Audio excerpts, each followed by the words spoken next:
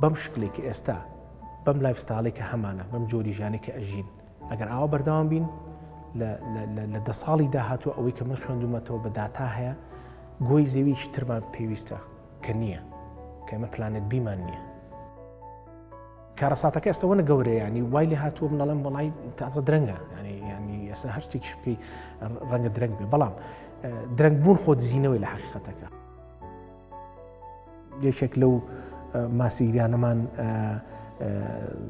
ئەنتەرویو کرد چیرۆکی خۆی پێوتیوتی دوێنێ ماسیەکەم فرۆشتووە بەیانەکەی ئێوارەکەی بایان هێناومەتەوە وتیانە تامینەوتی لێوتی وایە پارەکەم بایەتەوانێ لەبەرەوەی ماسیەکانیش وای لێ هاتووە شیاو نەماوە بۆ خواردن.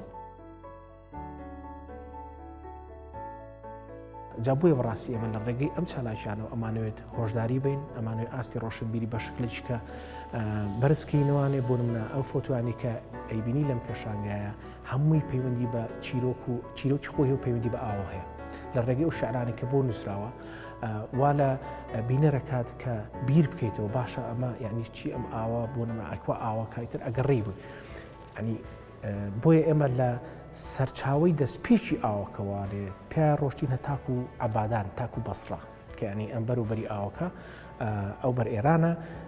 حتا وێنێشی تیا ئەو چیرۆکانەمان کۆکردوتەوە کە چۆن ڕووبارەکانمان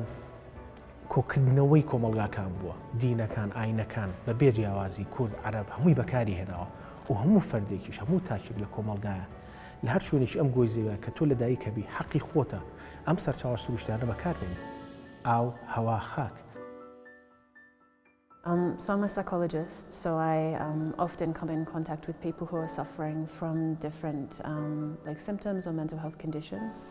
And one thing that I've noticed in my work is how important the connection with nature and the natural environment surrounding people is. So if you're living in an environment that's dying, that's polluted, that's unhealthy, then that also affects your mental health. So this is why I decided to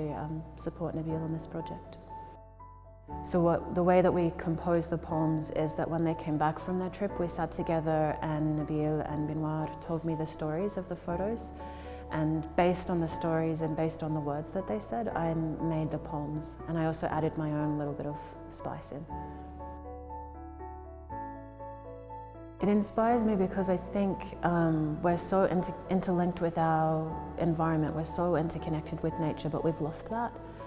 And we've lost the sense of importance, and we've lost our connection with our natural world. And for me, this is a heartbreaking thing, you know, it still brings me to tears. And so to try and release some of my grief, I write. And this is, recently one of the themes in my poetry has been people's connection with nature and the importance of looking after it.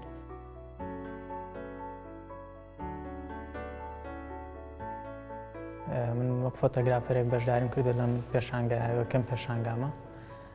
بۆ من دەستپێکردنی ئەم گەشتە زۆر جیاواز بوو لەبەرەوەی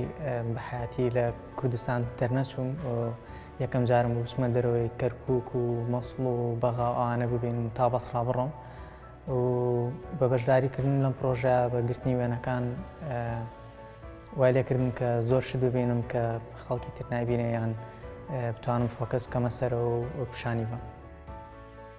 کە شتێکە بوو ئەوە ڕەسمم گرتە ئەوە لێک بەمەوە کە ئەبێ ئەمە چیرۆکێک ببەخشێت ئەبێ ئەم ڕەسمە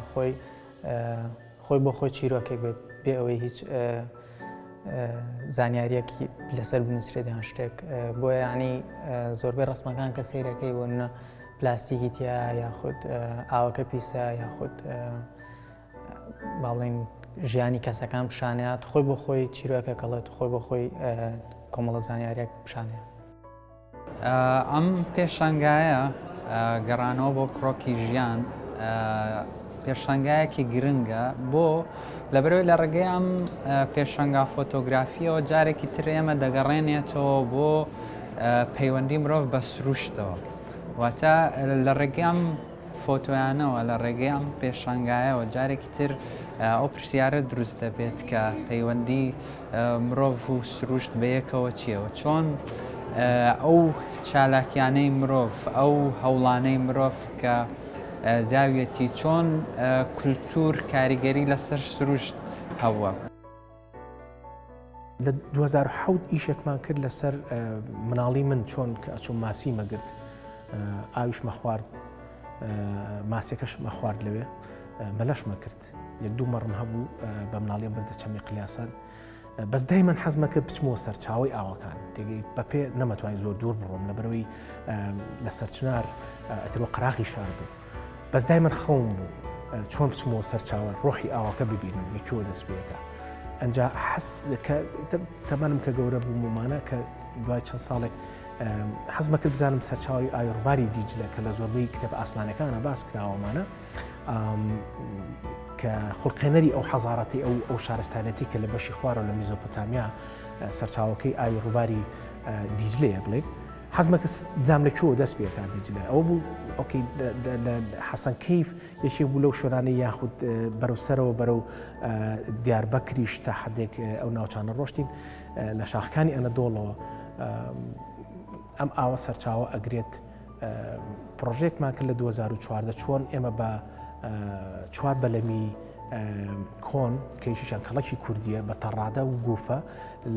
بە بەلەمی مۆدرنیش چۆن لە حەسەنکەیف و بە سەوڵەدان بڕۆین تاکو و بەسرە. ئەنجا لەم گەشتانی کە ئێمە ئەیکەین من چیرۆکی جیاواز کەوەکەم وانێ تێگەی لەگەڵ خەڵکە لەگەڵ کۆمەلگاکانە دائنیشن یعنی بەڕاستی ئەم ئەوانە ئەوەی کە ئێستا ئەتوانین بەردەوامی لە ژیانە سەرچاو ئاوەکانن ئەنجا ئەوەشی کە دەرحەق بە سەرچاو ئاوەکان ئەگوزارێت تراژیدیایە بڕاستی من ئەزانم چی ڕوئات لەبەروی لەوێم لەگەڵیان نام یعنی لەسەر بەسڕات 2010 زیاتر لە 100,000 کەس لە 2 ڕۆژە نەخۆش کەوتن سەرچاوی ئاوەکان پیس ببوو ئەوە بوو شەڕی ناو خۆی لێکەوتەوەی هاتنە سەرجادە تقریبان 700 کەسیان لێ کوژرا تا 3 مانگ نەچوونەوە ماڵەوە ئەجا بۆیە ئەوەی کە ئێستا ئەگوزارێت بەڕاستی خوڵقێنەری شەڕی ئەهلیە حربی ئەهلیە لە داهاتووە زۆر خەڵک کە تو ئاود نەبوو بەشی خوارەوە چی لێ بەرەوسەرەوە بەشی بەرەسەرتریە بەرەسەرتر کوردستانی خۆشمان زۆرمان بۆ بێ ئاونەمێت چیەکە چی بەرەو تووشە بەرەو ئێرانە ڕۆی بەرەو سەرچاوەکانی ڕێلیکە کە ئاوەکان بەرەوانێت.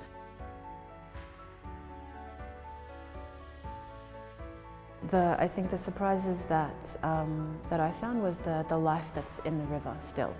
You know, I have this image of the river as this dying creature, but really when I was hearing the stories, I can see that there's still life and there's still a chance to save it and protect it.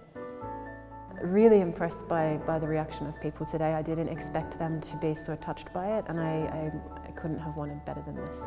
I'm really happy with it. کردنەوەی ئەم نوع پێشانگەیانش ضرورە لەبەرەوەی ئەگە هەر بە قسە باسی بکەیت یعنی خەڵک تاقەتی نێژوێ بگرێ و ئیسیعابی ناکات بەڵام ئەگەر بێتە پێشانگەیەکی لەم جۆرەوە و لە ڕێگەی وێنەوە ئەو پیسبوونەکان ببینێ باشتر ئەتوانێت تێبگا لەو کێشەژینگیانێکی هەیە. ڕاستەکەی ئەم پێشانگایە وەکو ڕکلامی بۆ کراوە بۆ ماوەی 10 ڕۆژ بەردەوامە بێ و وەکو سەرەتایەک بێ بۆ کردنی چالاکی تری لەم جۆرە ئەم جارە زیاتر فۆکەس بکرێتە سەر کێشەژینگیەکانی تریش. ئەو هوشیاریان نا بە من کە ئاو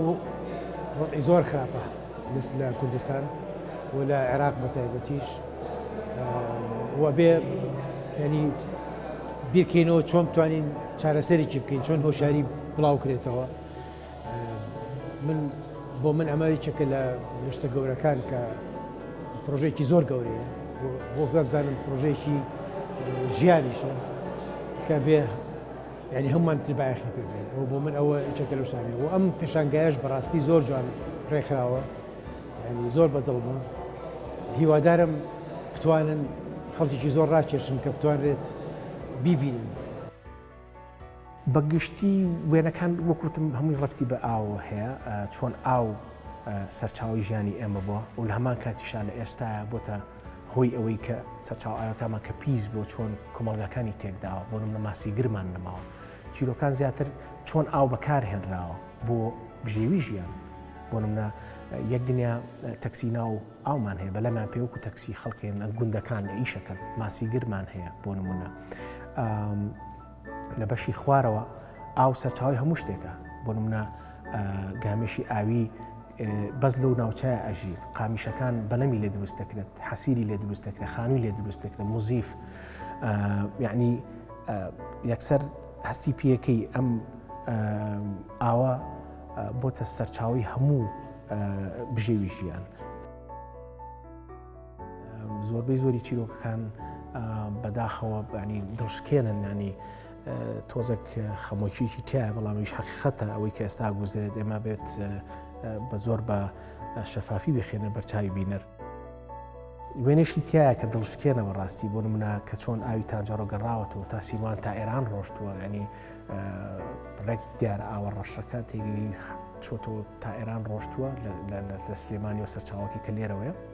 هەتا ئەوێ ڕۆشتوە نەماسی تیا ماوە زیاتر لە 100 بەلەمی ماسیگرەکان لەوێ کەوت یەک ماسیگر نابینیت کۆمەلگا بەچی ئازانیت بەرەوداڕمانە ڕاو خەڵک بە ساراچن بۆ ئیش بەڵام ئێوارەچن بۆ ڕەشاقە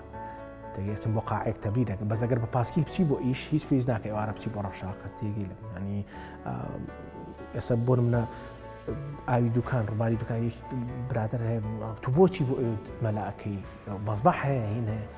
سعاتێک ئەچی بۆ سعاتی یەی توانێت بۆ 3 سعات مەلەکردن یا 2 سعات مەلەکردن بەس ئەو مەلەی لە ئاوی شیری نایکەی بە ئاسمانی یعنی هەر حەزەکەی نیتە دەرەوە بەڕاستی چکە بەڕاستی کارە ساتە تۆ ئەو سروشتە جوانەت هەیە باوەڕ کە ئێستا لە کوردستانە من گەورەترین شۆڕش گەورەترین ئینتیما دیفاعکردن داکۆشیکردن لە پاراستنی ئەو سروشتە جوانی کە هەتە بە سروشتەکەمان جوان ماوەتەوە جنا بڕۆ سەیری کە سێ و فۆزایەکە من چی لە ئوتیلی پێنجستێرە بکەم کە فلامیکۆ نەتوانێت بێتە دوکان بنیشێتەوە ئەو چەند ساڵ لەم چەند ساڵی ڕابردوودا هەن نایانبینم من ینی گەشتی تەیرەکان بە مناڵی من بیرمێت کە ئەهاتن لە چەمی قلیاسان لەو منتیقە ئاسمانیان هەمووی ڕەشە کردەوە کە ئەنیشتنەوە بە هەفتە ئەمانەوە ئیتر لە ئەفریقاوە ئەها و لە وڵاتانی بەس ئێستا کە تو ئاوت نەما و درەختت نەما تەیریش نایەت ئەو ئیکۆسیستەمی کە ئەم سروشتەی لەبار کردو تۆ بتوانیت تایە بژیت تێک چووە باڵانسی گۆی زەوی تێک چووە بۆیە ئەم پێشانگایە لەم ڕۆ زۆر گرنگە کە بینەر لێڕوانەر بێدار دەکاتەوە کە ئێمە چ هەژەندێک چ کارەساتێکمان دروست کردووە بەرامبەر بە ژینگە کە دوجار ئەمە کاریگەریەکی زۆر خراپی لەسەر ژیانی مرۆڤ دەبێت لەسەر تێکچوونی ئیکۆلۆژی مرۆڤ بەڵام بەداخەوە ئەوەی کە لە ئێستاە ئەو گەزارێت تراژیدیایە کارەساتە جەریمەیە ئەوەی کە دەرحەق بە سەرچاو ئاوەکانمان ئەگوزارێت جەریمەیە باوەڕکە ئەوەی کە تورکیا ئەیکات یعنی ڕووباری دیجلە ئاوا بڕوات ینی لە 180 ئاوی عێراق لە وڵاتانی دراوسێەوە دێت ئەو پلانانەی کە هەیەە بۆ دروستکردنی بەنداو لە 180 ئاوی عێراق ئەکەوێتە ژێردەسی وڵاتە دراوسیانەوە بە هەوەسی خوا نەتوانین یاریمان پێ بکەن نمونەیەکت بۆ نموانێ 2 مانگ پێش ئێستا چوومە سەرچاوی ئاوی سیروان کە لە سازانەوە دەست پێکە ئاوی تانجەڕۆ گەشتەوە تا ئێران ڕۆشتووە لەبەرەوەی ئێران ئاوی سیروانی گرتووەتەوانێ ئێمەش چی بۆ ئەنێر ئاوی تانجەڕۆ چێتەوە سەر سیروان وەکو یەکێک لە وێنەکانە ئەیبینیت ئاوەکە لێرە شینە لێرە هەتا ڕەشی یەک ماسی گری لێ نەماوە یەک ماسی تیان نەماوە ئاوی تانجەڕۆ هەر تەواو یعنی هیچ شتێکی تیان ناژی کە 30 ساڵ پێش ئێستا ماسی تا گیراوە ئەمەنە من خۆمە لەم لێوایە کردووە فێری من ئێستا باشترین مەلەوانی ئێمە دوور و درێژین ینی لە ساڵانە 40 کیلۆمەتر لە ڕانیەوە بە مەلەکردنی تا دوکان